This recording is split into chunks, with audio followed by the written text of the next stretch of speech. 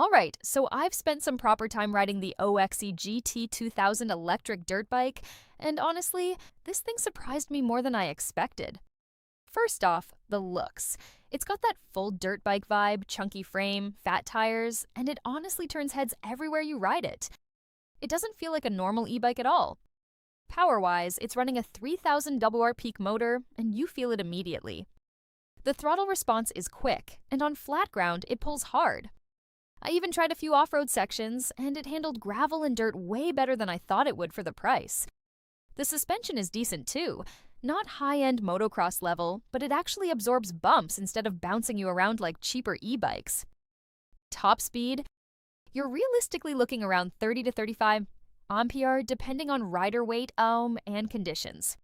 Now, the big question, is it worth it? I'd say yes, but with context.